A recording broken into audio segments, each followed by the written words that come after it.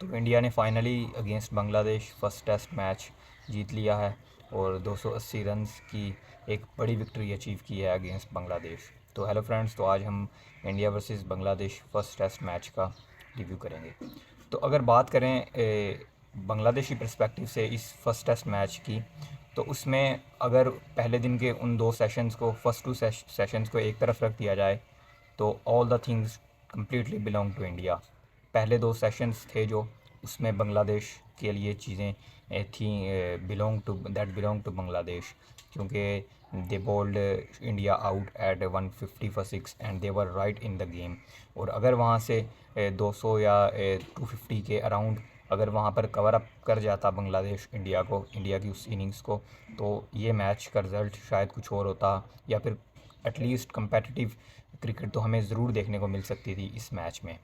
तो अगर step by step देखा जाए, तो बांग्लादेशी पर्सपेक्टिव से अगर हम बात करें सबसे पहले, क्योंकि इंडिया के पर्सपेक्टिव से हम बात करते आए हैं चारों दिनों में, तो अगर बांग्लादेश के पर्सपेक्टिव से बात करें, तो उनके लिए आई थिंक सबसे बड़ा इशू जो रहा है इस मैच में, वो सबसे जो इनिशिएट हुई थी चीज़ उनके लिए, उनके अगेंस्ट, वो तो नो डाउट अश्विन और जडेजा की पार्टनरशिप थी।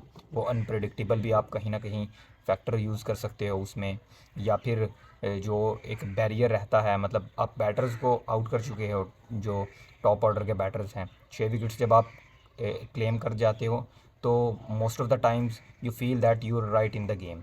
बट वो कहीं ना कहीं वही बात आ गई कि थोड़ा सा आउट ऑफ द सिलेबस भी चीज़ें हो सकती हैं। तो वो तो सबसे पहले वो पार्टनरशिप थी जडेजा और अश्विन की, जिसने फ्रस्ट्रेट किया बांग्लादेश को, और जो कि डिसाइडिंग फैक्टर भी मैं कहूँगा कि इस मैच का है वो चीज़। दैन उसके बाद बैटिंग में बहुत ज़्यादा गलतियाँ थी यहाँ पर, क्योंकि अगर हम दोनों इनिंग्स की बात करें, बात करें, तो फर्स्ट इनिंग्स में तो it was a horrible team effort, batting effort from all Bangladeshi batters. Second innings में भी इवन के थोड़ी सी बेटर परफॉर्मेंस थी, बट उसमें भी मैं नहीं समझता कि एक एक कम्पेटिटिव या फिर कहीं एफर्ट नज़र आई हमें बांग्लादेशी बैटर्स से, क्योंकि जिस तरह का स्टार्ट मिला था शादमान इस्लाम और जाकिर हसन ने जो स्टार्ट दिया था अपनी टीम को, तो उस चीज़ को पॉजिटिव ले सकते थे कहीं ना कहीं बाकी बैटर्स जो कि फॉलो अप कर रहे थे। शांतो ने एक ज़रूर एक पॉजिटिव इनिंग्स खेली सेकंड इनिंग्स की अगर हम बात करें, उनके अलावा कोई भी बैटर रजिस्ट नहीं कर पाया। और हमें कभी भी ऐसा नहीं लगा कि Bangladesh are right in in in chase, और वो उस चेज़ का पीछा करते हुए दिखाई दे रहे हैं हमें। क्योंकि अगर हम देखें बैटिंग लाइनअप, मैं बार बार बात कर चुका हूँ, बहुत ज़्यादा बैटिंग लाइनअप है बांग्लादेश के पास। 8 नंबर पर मेहदी हसन बैटिंग करने आते हैं, who is a complete test all rounder. It won't be wrong to say him a perfect all rounder in test cricket, क्योंकि जो उनके पास बैटिंग स्किल्स हैं, और अभी रिसेंटली वो लास्ट टेस्ट सीरीज़ में ही एक one of his career's best innings खेल कर आए थे against Bangladesh when his team was reeling. तो उनके पास ये भी एबिलिटी है, नंबर 8 तक की मैं बात कर रहा हूँ मेहदी हसन की, जो कि नंबर 8 पर आते हैं।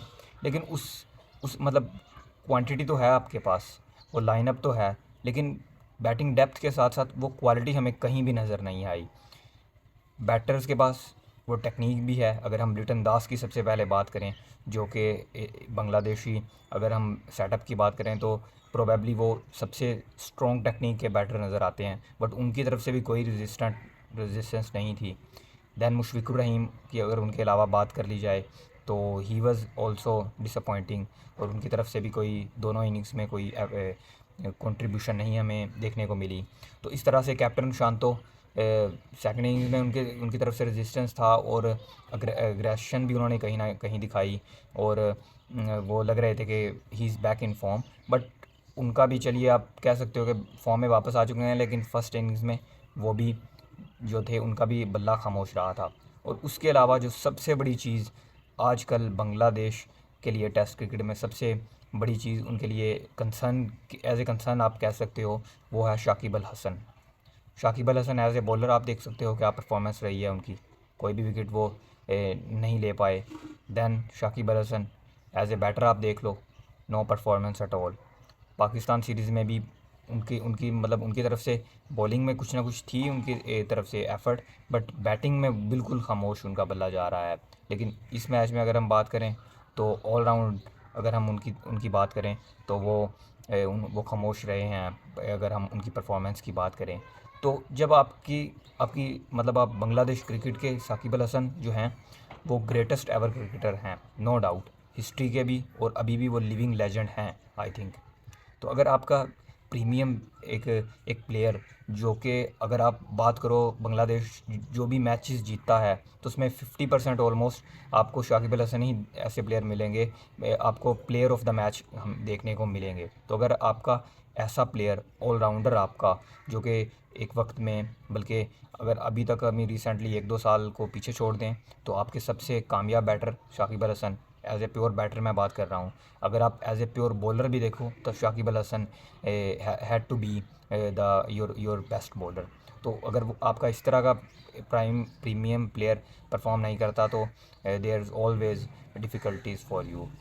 तो अगले मैच में हम एक्सपेक्ट करेंगे बांग्लादेशी पर्सपेक्टिव से थोड़ा सा कमबैक हमें देखने को मिले, और अभी वो फ्रेम में भी हैं WTC फाइनल के लिए क्वालिफ़िकेशन जो सिनेरियो है उसमें वो अभी हैं फ्रेम में।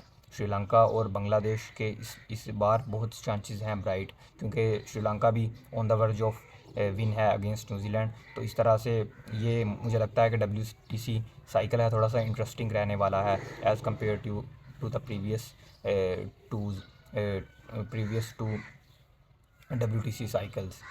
तो इंडियन अगर हम पर्सपेक्टिव से बात करें अगर इस टेस्ट मैच में तो आई थिंक उनके लिए भी बहुत से पॉजिटिव हमने देखे हैं। फर्स्ट इनिंग्स में बॉलर्स ने बॉलिंग की, सीमर्स ने।